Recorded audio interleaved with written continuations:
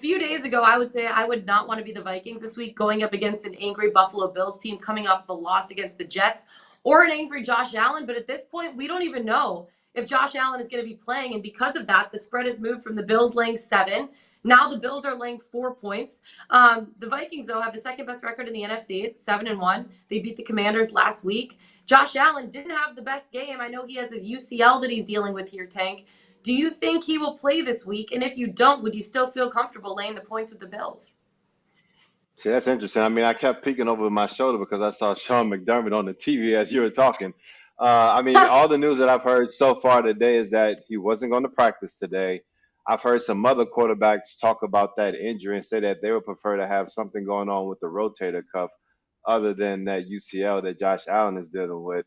Yeah, at the same time, at the end of that game, after he had already injured his arm, I'm not sure if it's adrenaline or what. I think he threw the longest pass in the NFL this year to Gabe Davis, even though the pass fell incomplete. That shows you what kind of damn freak this dude is. So with that being said, I mean, would I be willing to lay the points on Buffalo, seeing how Green Bay was able to play them tough a couple weeks ago, seeing how the New York Jets were able to beat them? Obviously, they played in New Jersey. No, I wouldn't feel comfortable. The Vikings are playing really good football right now, and I believe they have one of the better running backs in the league. If they can lean on him and get some semblance of that run game going, like how we've seen over the past couple of weeks, and I think the Vikings should be okay. Dalvin Cook is that dude. I think Kirk Cousins has enough weapons on the outside to be able to keep that defense honest, so they just can't focus up on one aspect of that offense.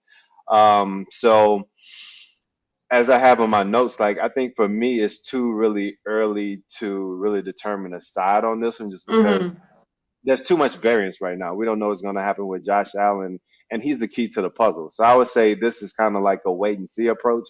If this is a game that you really want to bet, you just kind of wait and see which way the information on Josh is trending. If you have a strong feeling one way or another based on if he's going to play or not, then you take that side. But as far as right now, I think everyone's in limbo.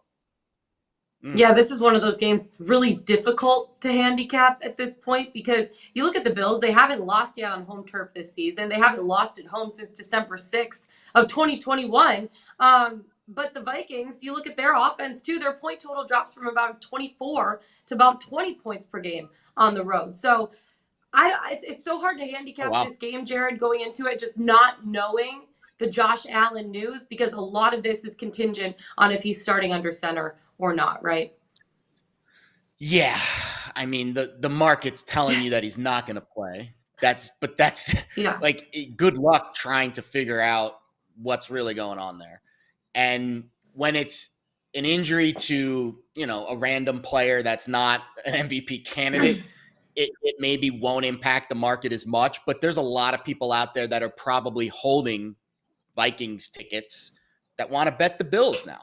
So you're going to get a lot of anytime a line moves this much midweek, the smart money will play both sides very effectively. So Yeah. you'll start to see probably a little bit of buyback at some point, but I don't think we're going to see any definitive market direction until we really know what's happening with Josh Allen. And I don't think we're going to know until probably Friday at the earliest, maybe not till Sunday game time. That being said, let's zoom out just a hair and let's talk about the Bills as a team, because Josh Allen was healthy for most of that game against the Jets, and they made him look really bad.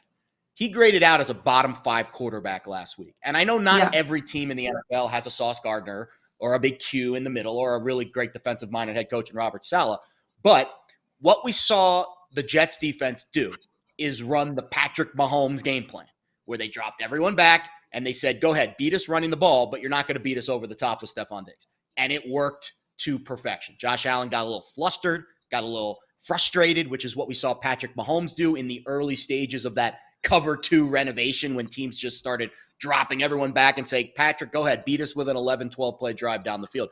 So I'm curious to see going forward, big picture, this game aside, how teams adjust to Josh Allen and this offense.